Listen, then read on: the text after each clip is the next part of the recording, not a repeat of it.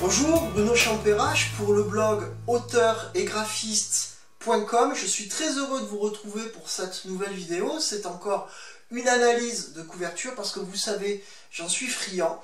Plus vous verrez d'analyse de couverture, et dans tous les genres, que ce soit pour les coachs, pour les auteurs de guides, que ce soit pour les formateurs ou pour les romanciers, et bien plus vous verrez d'analyse de couverture, plus vous comprendriez ce que ressent un concepteur de couverture et ce qu'il faut faire pour concevoir une couverture qui va littéralement aimanter vos prospects. Alors c'est un peu cru quand je le dis comme ça, mais tant qu'un lecteur n'a pas acheté votre produit, ça reste un prospect.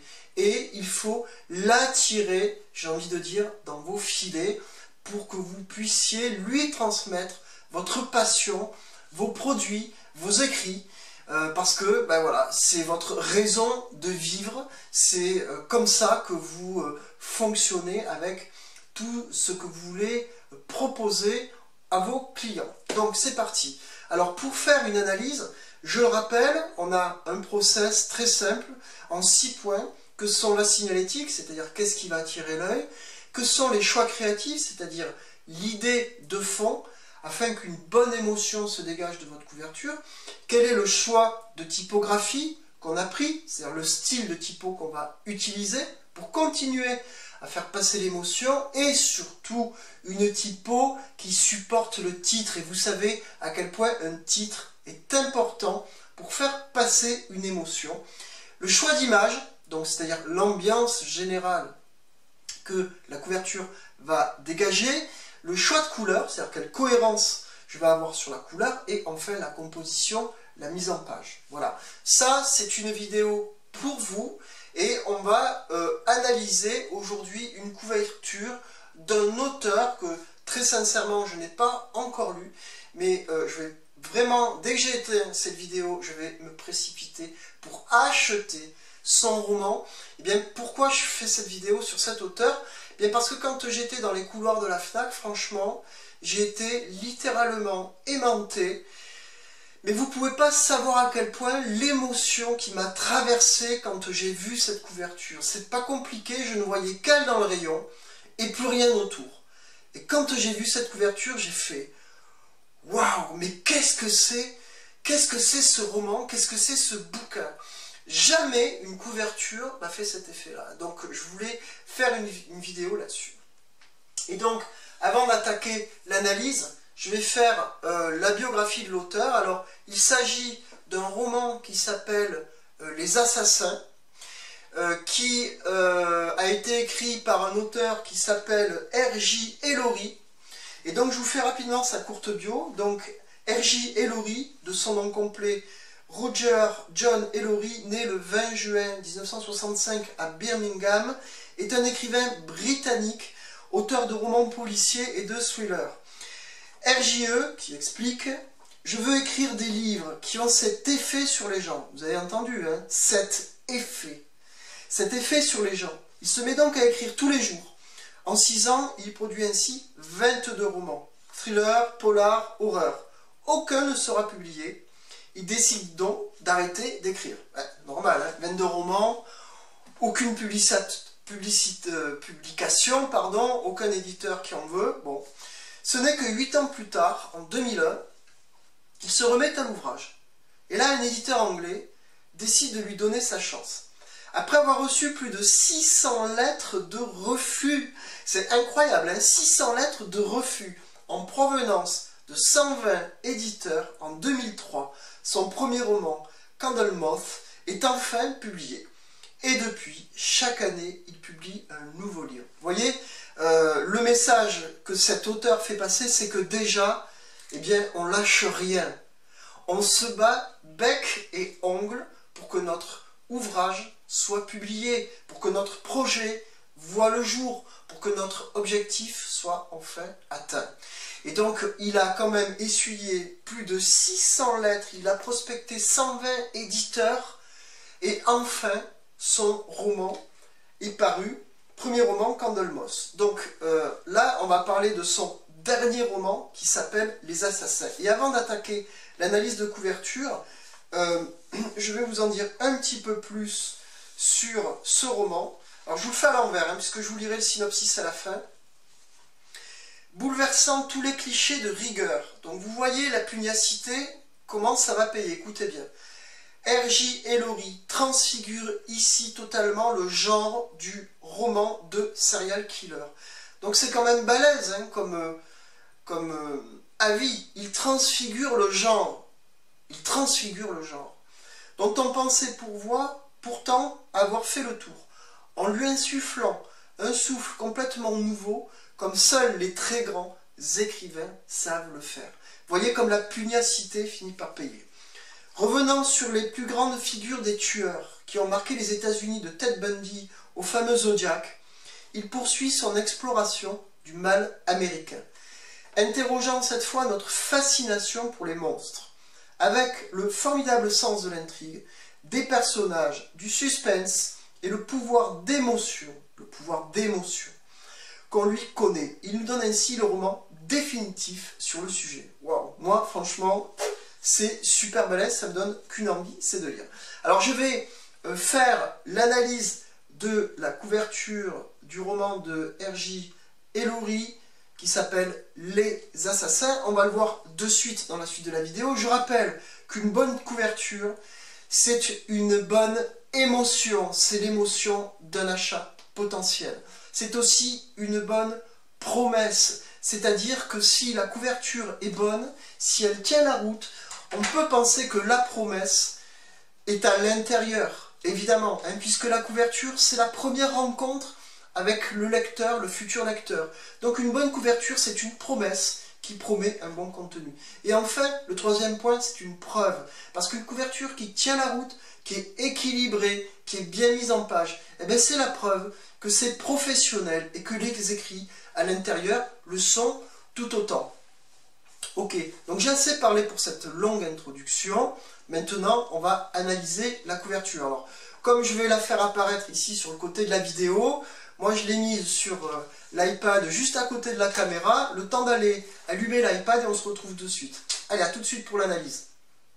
Alors, je vais vous lire de suite le synopsis pour la couverture d'R.J. Ellory, c'est-à-dire le roman Les Assassins. Après la mafia dans Vendetta, les services secrets dans Les Anonymes et le NYPD, dans Les Anges de New York, R.J. Ellory, de son nom complet Roger John Ellory, s'attaque ici à une nouvelle mythologie américaine, les tueurs en série. Sur 18 000 assassinats par an aux États-Unis, seulement 200 sont le fait de tueurs en série. Aussi, les forces de police ne privilégient-elles que rarement la piste du serial killer. Lorsque 4 homicides sont commis en 15 jours à New York, selon des modes opératoires complètement différents, personne ne songe à faire un lien entre eux. Personne sauf John Costello, documentaliste au City Herald et véritable encyclopédie vivante des serial killers. Celui-ci découvre en effet que les 4 meurtres ont été commis à la date anniversaire d'un meurtre ancien, œuvre à chaque fois d'un tueur en série célèbre, selon des procédures rigoureusement identiques jusque dans les moindres détails. Y aurait-il dans la vie un serial killer qui s'inspire de ses prédécesseurs et leur rend ainsi un funeste hommage? En compagnie de Karen Langley, une journaliste du City Herald, et de Ray Irving, détective au NYPD, je dirais même NYPD, John va se livrer à la traque de cet assassin très particulier, à l'intelligence aussi fulgurante que morbide et à la virtuosité impressionnante. Voilà le synopsis du roman de R.J. Ellory, et regardez véritablement cette couverture ici. Alors, je vais rallumer mon iPad, vous m'excusez, c'est du direct live, avec les moyens du bord. Donc, on va commencer par la signalétique. Eh bien, véritablement, la signalétique, si vous clignez les yeux, vous voyez, comme moi, vous allez voir une énorme tache noire. Et c'est ça, le contraste, encore une fois, hein, c'est souvent affaire de contraste, la signalétique, le contraste du noir et du blanc. Voilà, si vous réduisez cette couverture véritablement de très très loin, je peux vous garantir que ce fond blanc, avec ce gant, cette main gantée qui tient le volant, visuellement, c'est énorme, c'est d'une efficacité véritablement redoutable. Après, sur les choix créatifs, sur l'idée de fond du roman, eh bien, je crois que le titre et le visuel sont tellement simples, au premier degré et en phase, que c'est ce qui fait l'efficacité redoutable du choix d'image. En effet, si on pense les assassins, on n'a pas une arbalète, on n'a pas un fusil, on n'a pas une mitraillette, on n'a pas un poignard, on n'a pas une corde au cou. Non, on n'a pas l'outil. On a la main gantée. Et on va voir un petit peu plus tard dans le choix d'image pourquoi cette main gantée est véritablement efficace. Et je pense que si je reviens sur le choix créatif, fondamental, l'idée de fond de la couverture, c'est la peur. Je crois que le mot-clé, c'est la peur. Le titre, Les Assassins, au premier degré, quand on connaît le synopsis, je crois que c'est la peur. La peur du doute, la peur de l'inconnu, la peur de la mort. Tout simplement, la peur de la mort. Et cette couverture, je pense, émotionnellement, c'est pas qu'elle fait peur, c'est qu'elle fait ressentir la peur. Dans la fantasmagorie de chacun de nous, si on avait affaire à un assassin, on ferait pas gaffe s'il tient un pistolet ou une arbalète ou un poignard, que sais-je. Non, je crois qu'on aurait peur. On a peur de l'assassin. Voilà, le mot-clé, c'est la peur. Après, sur le choix de la typo, c'est une typo qui est simple. Elle se veut pas, j'ai envie de dire, élégante, elle se veut pas classieuse, elle se veut simple. Le terme même, les assassins, tout le monde connaît, tout le monde a une idée sur la question. Le choix de typographie, véritablement, c'est de faire simple. Donc on a pris une typo sans sérif, une typo bâton, qui permet de traduire et de lire très rapidement le titre « Les Assassins ». Sur le choix de l'image, eh bien, le choix de l'image, il est juste extraordinaire. Parce que moi, quand j'ai vu cette main gantée comme symbole unique de la couverture, je l'ai tout simplement senti me prendre le cou comme ça et m'empêcher de respirer. Véritablement, je trouve que d'avoir pris la symbolique de la main, qui plus est gantée, ça fait passer une émotion véritablement d'étouffement. C'est-à-dire que les assassins, c'est une personne, c'est pas un outil. La main de l'assassin, c'est l'acte du meurtre qui est simulé sur cette symbolique-là. Je pense que le gant fait aussi appel aux références des films des années 60-70, par exemple. J'ai de suite pensé aux 3 jours du Condor, qui est un film d'espionnage excellent, où la peur règne, puisque c'est avec Robert Redford, il devient fugitif. Et de suite, j'ai pensé à cette époque-là. Et je crois que le gant, c'est on laisse pas de traces. On serre le cou. Lentement, c'est une mort lente. Il y a une certaine classe dans le gant. Il y a le cuir, il y a une espèce de matière noble comme ça. Et c'est surtout la main. C'est la main qui vous fauche. Et ça, sur ce choix d'image, c'est vraiment excellent. Alors le choix de couleur maintenant, eh bien vous voyez, la couleur, il n'y en a pas. Il n'y a pas de couleur dans cette couverture, puisque le noir, c'est pas une couleur. Voilà. En termes de peinture, la lumière, c'est la traduction des couleurs de l'arc-en-ciel. Vous vous souvenez de cette couleur, de cette couverture des Pink Floyd avec le prisme, où il y a l'arc-en-ciel qui passe et ça ressort blanc. C'est simplement une traduction visuelle de la lumière blanche. Et le noir, c'est tout simplement pas une couleur. Et qui dit noir, qui dit pas couleur, dit mort. La lumière s'éteint, clac, comme ça. Et donc le noir et blanc est extrêmement puissant. Pourquoi? Parce que ça permet d'aller à l'essentiel. On va à l'essentiel de l'émotion. En plus, sur le synopsis, vous l'avez vu, on parle d'anciens serial killers. Donc on parle du passé. Et le noir et blanc a une cohérence véritablement efficace. Et d'ailleurs, on le remarque sur le titre est en gris. Donc on continue dans cette espèce de classe, j'ai envie de dire, de classe lumineuse qui est dédiée aux assassins. C'est presque un hommage, j'ai envie de dire. C'est peut-être choquant, évidemment, mais l'utilisation du noir et blanc permet d'aller à l'essentiel de l'émotion. C'est vraiment une réussite.